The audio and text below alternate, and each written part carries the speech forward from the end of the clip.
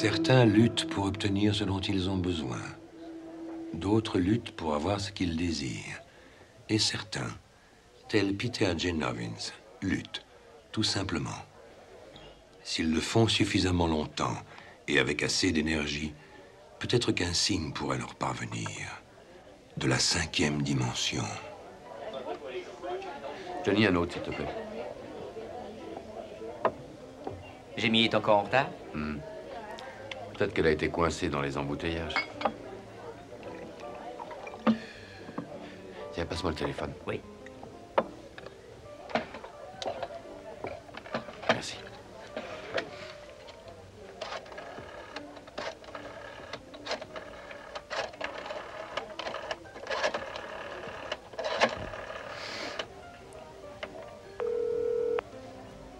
Oh, quel imbécile. Pourquoi? Au lieu de faire le numéro de bureau de Jamie, je viens de composer mon numéro. Tu te rends compte? Allô? J'ai dû faire un faux numéro, excusez-moi, monsieur. Quel numéro demandez-vous? 4756189. C'est bien le 4756-189. Qui demandez-vous? Non, je me suis trompé, c'est une erreur. Ça ne peut pas être le 4756-189. Si, c'est bien mon numéro. À qui voulez-vous parler? À personne, je n'ai appelé personne à ce numéro. Si, certainement. Attendez un peu. Est-ce que vous êtes sûr que vous êtes bien le 4756-189? Je connais quand même mon numéro, mon vieux. Qui est à l'appareil? Peter Novins? Et vous, qui êtes-vous? Je suis Peter Novins.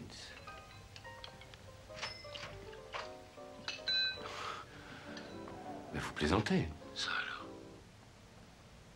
Vous avez la même voix que moi. J'ai fait mon propre numéro. Et alors vous êtes chez moi, mais qu'est-ce que vous faites dans mon appartement? Oh, pardon, c'est mon appartement. Enfin, c'est un peu fort, ça, alors. Non, Freddy, c'est toi, non? Maury, c'est toi, non? Alan. Non, je t'en prie, arrête. Personne d'autre ne peut imiter ma voix aussi bien que toi. Dites donc, mon vieux, c'est vous qui me faites marcher.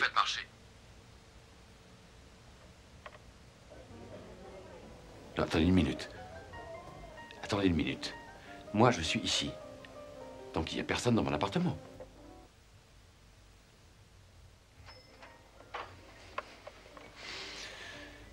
Qu'est-ce qu'il faisait comme métier, le père de Skip Fisher? Skip Fisher? Le métier de son père? Voilà des années que je l'ai perdu de vue. Eh bien, il était pompier jusqu'à ce qu'il démissionne et qu'il aille travailler chez Studebaker. Oh, j'arrive pas à y croire. C'est dingue. C'est pas possible.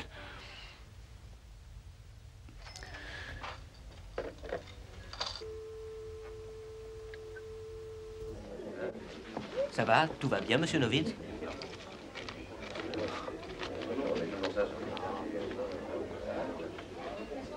Johnny, si Jamie arrivait, dites-lui que j'ai pas pu l'attendre plus longtemps. Peut-être que vous pouvez lui laisser quelque chose, je sais pas, un mot. Johnny, vous voyez pas que j'ai des ennuis? Contentez-vous de lui dire ce que je vous ai demandé et rien d'autre.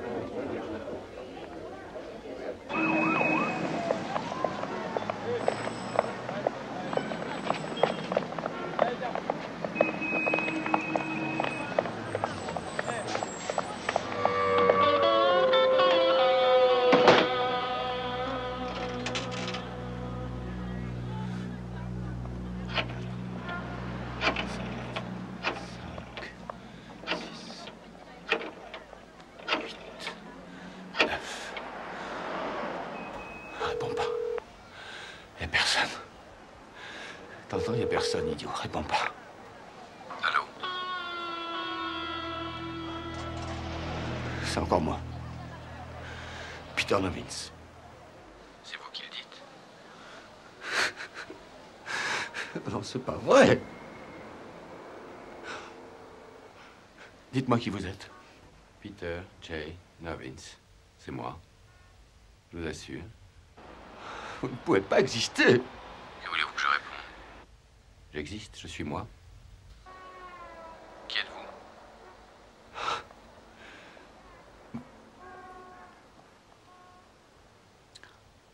Je vais mettre fin à cette petite plaisanterie. Allez-y. Qu'est-ce que vous envisagez? Et si je venais vous sortir de chez moi à coups de pied aux fesses? J'y ai pensé. Mais est-ce que vous voulez vraiment prendre le risque? Quoi? Vous croyez que c'est une situation ordinaire? Vous croyez que des choses comme ça arrivent tous les jours? Alors qu'est-ce que ça a à voir avec le fait que je vais rentrer dans mon appartement? Savez-vous que deux objets ne peuvent occuper le même espace au même moment? Comprenez-le. On ne peut pas être Novins tous les deux, n'est-ce pas?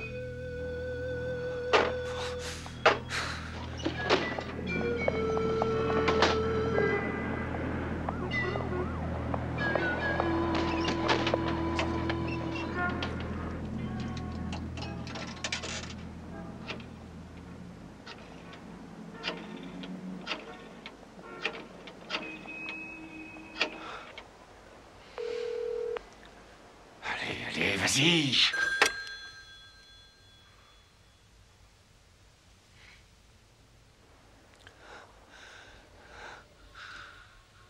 Qu'est-ce que c'est encore? Qu'est-ce que vous voulez? Écoutez, c'est insensé. Même si c'est vrai, si vous et moi, on est tous les deux Novins, nous pouvons exister, vous et moi, et rien n'empêche que nous menions séparément une vie distincte et heureuse. Non, mais vous voulez rire. Vous n'avez pas la faculté de bonheur. Comment pourrais-je l'avoir alors que je vis votre vie? Vous n'avez jamais été fort pour partager. Quoi? Mais qu'est-ce que ça veut dire? Qu'est-ce que vous en savez si je suis heureux ou pas heureux? Qu'est-ce que vous voulez que j'en sache, moi, de votre vie? À qui croyez-vous parler? À qui donc? C'est moi, Novins. Moi? Sachez qu'il n'y a rien d'anormal dans ma vie. Il n'y a rien d'anormal, il n'y a rien qui cloche. Puisque vous êtes si fort, dites-moi ce qui ne va pas. Tout. Votre vie pue comme du poisson pourri. Et ce qu'il y a de plus triste, c'est que vous le savez, et que vous ne faites rien pour remédier à ça. Et à partir d'aujourd'hui, je vous jure que ça va changer. Tout va changer. Si un seul d'entre nous doit surmonter ça, ce sera moi, je vous le jure. Et comment comptez-vous en arriver là? Vous êtes dehors, à la porte. Et moi, je suis là, à la maison, en sécurité. Ici, je peux continuer à travailler, je peux continuer tranquillement à mener ma vie. Mais moi, je vois ça autrement. Là-dedans, vous êtes piégé, emprisonné, dans un 3 pièces cuisine, salle de bain. Dès l'instant où vous sortirez, et vous sortirez, je serai là à attendre pour rentrer. Et une fois entré, je resterai. Je dirai au propriétaire qu'un imposteur s'est introduit dans mon appartement. Et moi, c'est comme ça que je vois la situation.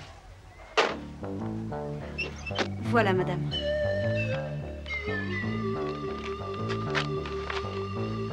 Voilà, j'aimerais fermer mon compte, s'il vous plaît. Bien, monsieur. Pour ce qui est du solde, je le prendrai en liquide. Vous allez transférer cet argent sur un autre compte? Non, en fait, c'est dans une autre banque que je vais le transférer. J'espère que vous n'avez pas été déçu de nos services. Non. Non, c'est d'ordre personnel. Vous m'avez très bien compris. J'en ai assez de votre magasin. Je commence à plus pouvoir supporter vos conneries. Entrez. Votre marchandise est dégueulasse. Vos prix, c'est à la gueule du client. Et votre livreur, le moins qu'on puisse dire, c'est qu'il a une patate à la place du cerveau. Je passe de vous comme client. Oui, excellent. Ça m'en service, ça m'arrange.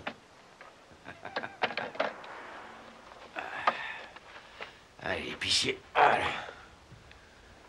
Vous ne voulez rien d'autre pour déjeuner? Non, ça suffira le thé. Dites, j'ai mal à l'estomac. Vous pouvez aller me chercher un médicament pour me soulager? Tiens, prenez et gardez la monnaie. D'accord, monsieur, je vous rapporte ça.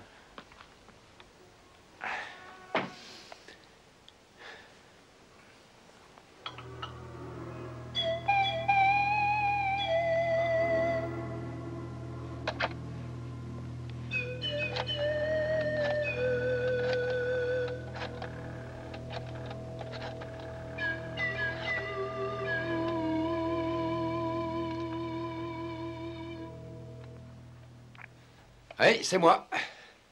Alors, ta première journée dans ma peau, ça a été? Bien. Et vous, votre première journée dehors? Écoute, mon vieux, je finirai par t'avoir. J'ai vidé le compte, il est à sec. L'épicier ne livrera plus rien.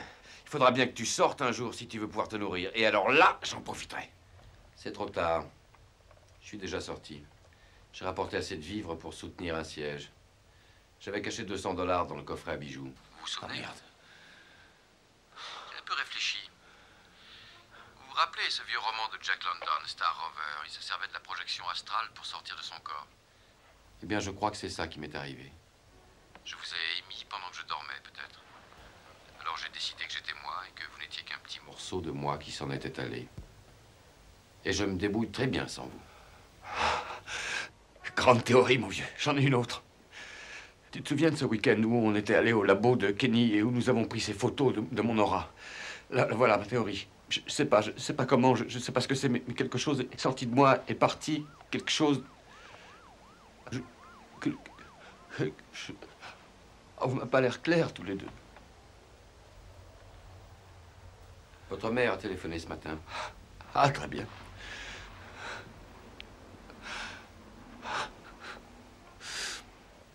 Qu'est-ce qu'elle voulait? Elle savait que vous lui aviez menti lors de votre visite, lorsque vous aviez prétendu devoir partir plus tôt que prévu. Elle a appelé ici et le service des abonnés absents lui a transmis le téléphone de l'hôtel où vous étiez à Miami. Eh ben, il manquait plus que ça. Enfin, tu la connais, tu sais comment elle est. Et si j'étais resté, je serais devenu dingue. Et qu'est-ce qu'il fallait que je fasse? Je suis parti qu'une journée plus tôt. Elle a dit qu'elle vous aimait et qu'elle vous pardonnait. Que tout ce qu'elle voulait, c'était que vous partagiez votre vie avec elle. Très bien. J'imagine que tu n'auras rien fait pour arranger l'affaire. Si, au contraire. J'ai fait ce que vous n'auriez jamais fait. J'ai fait en sorte qu'elle vienne vivre avec moi. Quoi? Non, mais t'es complètement piqué. Mais comment je vais m'occuper de cette vieille femme à New York? Mais j'ai mon travail, moi. J'ai plein de rendez-vous, j'ai ma vie à mener. Non, plus maintenant, tout va changer. Vous pouviez peut-être égoïstement la tenir à l'écart, mais pas moi. Elle arrive la semaine prochaine. Non, mais t'es dingue! Oui. Et vous venez de perdre votre mère. Sachez-le bien. Salopard.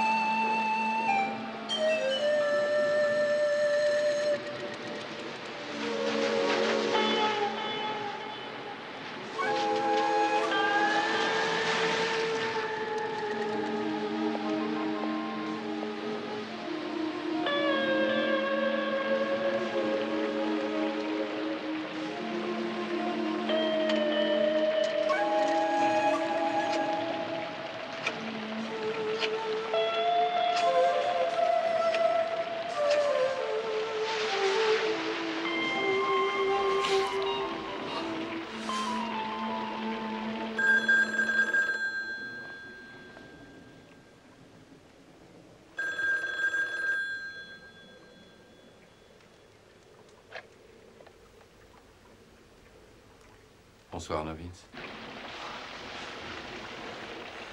On ne peut pas continuer comme ça. Qu'est-ce qu'il y a?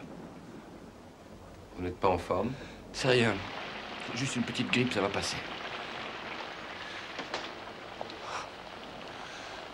Écoute, on ne peut pas continuer comme ça. Chacun vivant la moitié d'une vie. Il faut qu'on trouve une solution. Oui. Oui, je sais. J'ai pensé... Peut-être que celui qui mérite d'être Peter Novins devrait être celui qui restera en vie. À votre avis, c'est raisonnable? J'en sais rien. Je sais pas. Je suppose que tout le monde sur cette terre a le droit de vivre. Non, non, s'il vous plaît, épargnez-moi un cours de philosophie. Vous n'y croyez pas une seconde, vous n'aimez pas les gens, vous êtes beaucoup trop égocentrique. Non, c'est pas vrai. Je déteste seulement ce que font certains. Comme ceux qui mettent des autocollants, sauver les baleines sur leur voiture et qui achètent des manteaux de fourrure à leurs femmes. Hypocrite. Vous avez le culot de me dire ça alors que vous avez croqué chez Cumberland? Ça n'a aucun rapport, c'est autre chose. Si, ça en a un. Vous savez que les mines à ciel ouvert de Cumberland vont ravager un comté, qu'ils s'en sortiront très bien. Et tout ça grâce à la campagne que vous avez menée pour eux. Vous êtes très fort pour les relations publiques, mais vous avez la moralité d'un vautour. Mais on a un chien, mais qu'est-ce qu'il aurait fallu que je fasse, au juste? Enfin, il faut que je gagne ma vie, non? Si ça n'avait pas été moi, ça aurait été un autre. Ouais, parce que toi, tu aurais refusé. C'est ce que j'ai fait, justement. Il se trouve que je les ai appelés ce matin en leur disant d'aller se faire foutre. J'ai mal à la tête. Enfin, mais pourquoi est-ce que tu me fais ça? Et vous n'avez pas compris, Novins. Vous avez fait ça vous-même.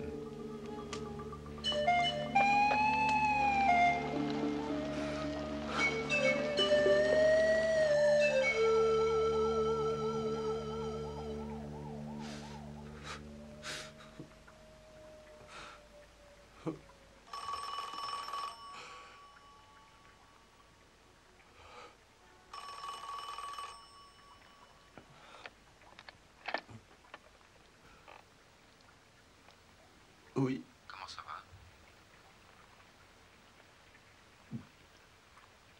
Pas très bien. J'ai un peu moins de fièvre. J'ai parlé à Patty hier. J'ai essayé de m'excuser pour la façon dont vous vous êtes conduit envers elle. Ça n'a pas été facile. Il vous déteste vraiment. Mais je pense que vous le méritez, n'est-ce pas? Elle me déteste? C'est pas vrai. Mais si, c'est vrai. C'est tout à fait vrai. Vous avez commencé par la séduire, puis vous l'avez persuadée de partir, de quitter Et son mari, son gosse, et puis vous l'avez virée dès qu'elle vous a ennuyé. Je me souviens pas de ça comme ça. Non. Non, bien entendu. J'ai vu Jamie hier soir. On a parlé d'elle, de votre avenir. Et j'ai vite compris. Elle aussi, elle commence à vous détester. Mais ça va marcher. Je ferai tout pour que ça marche. Tant vous dire que je n'ai pas l'intention de continuer comme avant. À partir de maintenant, ça va changer. Je donnerai votre prénom à notre premier enfant.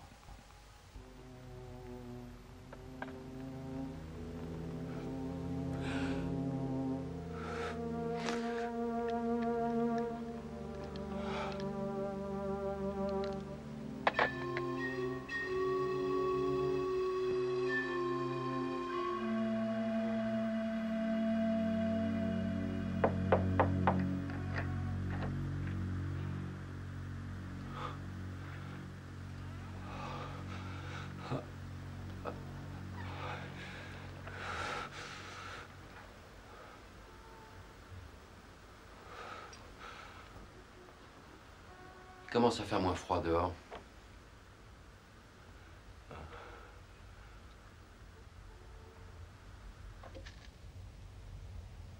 Ils m'ont donné la clé à la réception.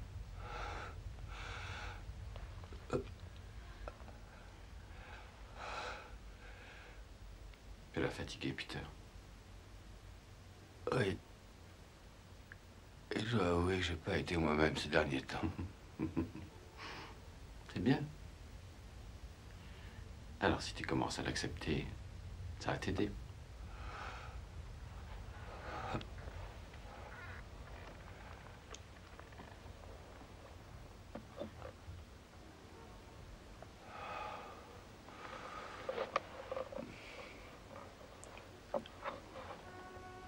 Je me souviens des archétypes de Jung. Es-tu mon ombre? Ou un persona? Ego? Ou anima? Lorsqu'on s'est dédoublé, je crois que j'étais ton ombre. Je suis ton moi maintenant. Alors je deviens une ombre. Non. Tu commences à être un souvenir. C'est pas très gentil. J'ai été très longtemps malade, Peter. Je ne sais pas ce qui a déclenché notre séparation. Mais c'est arrivé. Et je ne le regrette pas. Autrement, j'aurais été toi jusqu'à la mort. Ça aurait été une vie dégueulasse. Et une mort pitoyable. Je peux pas revenir en arrière. Ça se passe bien avec Jamie. Oui. Mardi, maman va venir. J'ai eu un entretien avec le docteur. Elle n'en a plus pour longtemps. Mais quoi qu'il arrive, je suis fermement décidé à rattraper les 25 dernières années que tu lui as gâchées. Depuis la mort de papa. Très bien. Écoute, je suis seulement passé ici. Pour savoir si tu avais un souhait. Quelque chose que tu aurais voulu. Si les choses avaient été différentes. Non. Non, non, non. Un particulier. Tu peux essayer d'envoyer de l'argent à Patty. Pour le gosse. Ça peut l'aider. Je m'en suis déjà occupé. J'espérais que tu aurais eu cette pensée. C'est bien. Merci. Faut rien d'autre? Bon. Il faut que je parte. Hey. Viens. Prends soin de moi.